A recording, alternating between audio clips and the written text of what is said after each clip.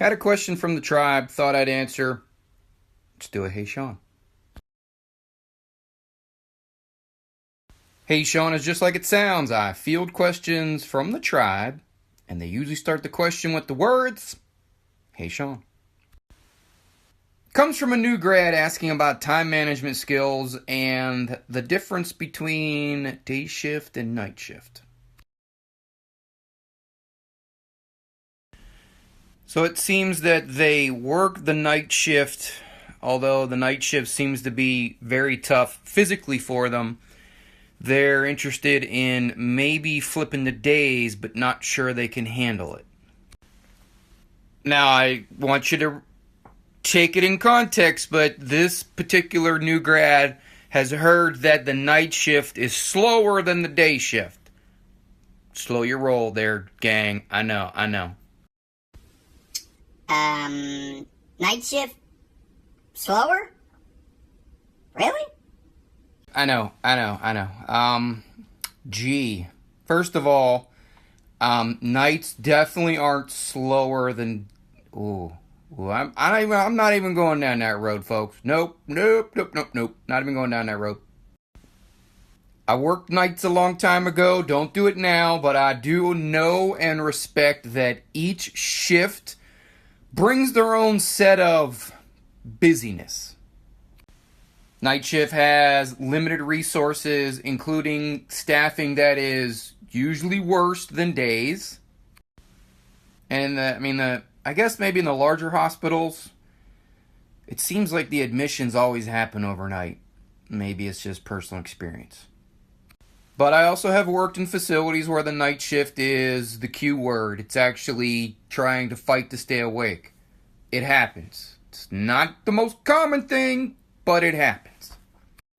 If the day shift is considered busy, it's because there's way more people there. Management, more physicians, more providers, the ancillary services.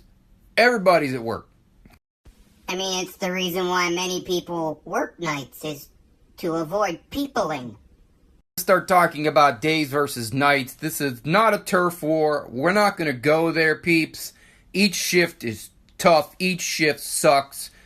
No one's better or worse. Leave it at that. So my first answer to the question is, you're going to have to pick your poison about days versus nights. The busyness, it's not going away. Welcome to nursing. Now, if the night shift is causing you physical ailment, then you should probably handle your shiz. I'm just going to leave it at that. I'm in that boat. I had to stop working nights because it was physically causing me harm. Everybody's different. Is it nights easy on you on physically? No, it sucks.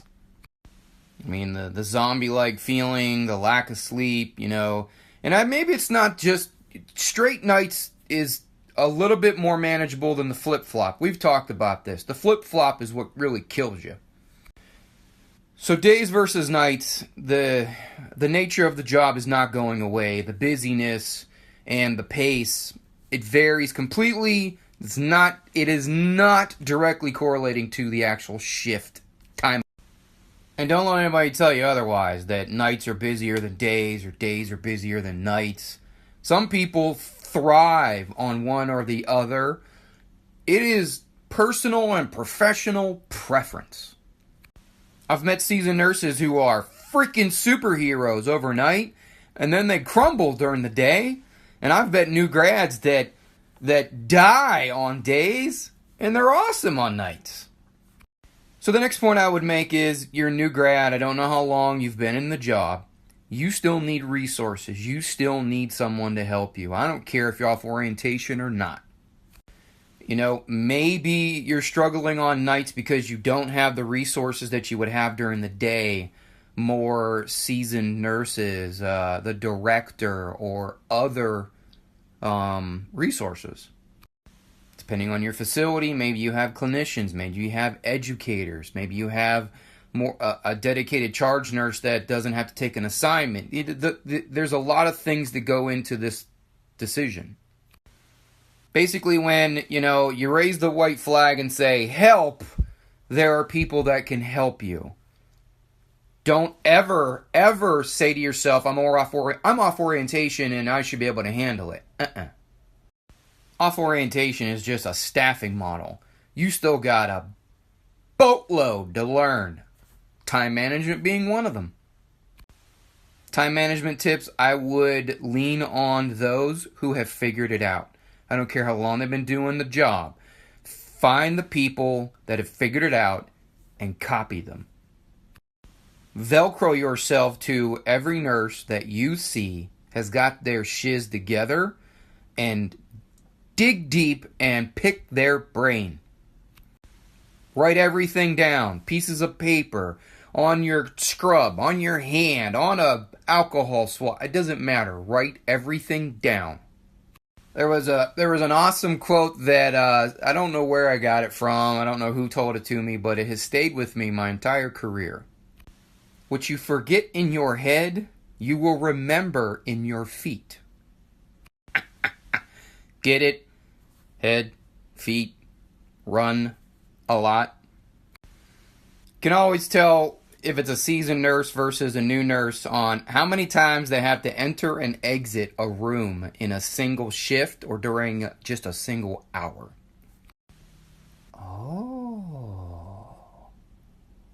And something that always helped me, and maybe it's just me, having a watch that has a timer on it, like an Iron Man watch, so that you can set yourself timers to remember stuff. 15 years later, I still utilize an Iron Man watch, even as an NP. No, it's not the same watch. I would also just accept defeat from the beginning. You're always going to be behind the 8 ball. You start your shift behind the 8 ball. You end your shift behind the 8 ball. You're very rarely on top of things. And nursing is a 24-hour job. You will not get it all done in your singular shift. Ain't happening. Do you dump on the next shift? Absolutely not. But you don't lose your mind trying to get everything done in your shift. It's just impossible. Yeah, that's all I got to say about that. What's the tribe have to say? What recommendations, what suggestions, what would you say to this nurse? Leave me your message.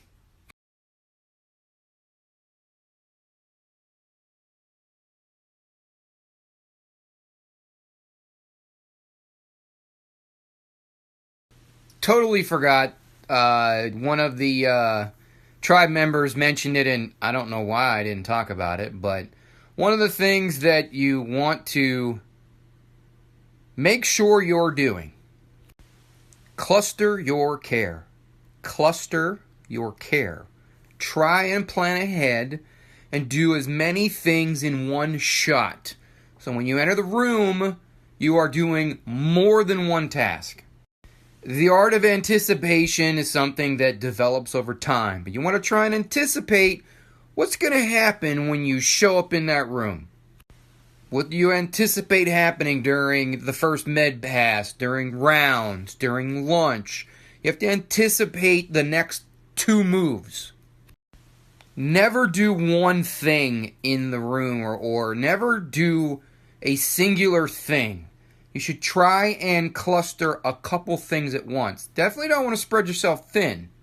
And multitasking is, it's a challenge to try and describe appropriately, but there are simple tasks that you can complete all in one visit.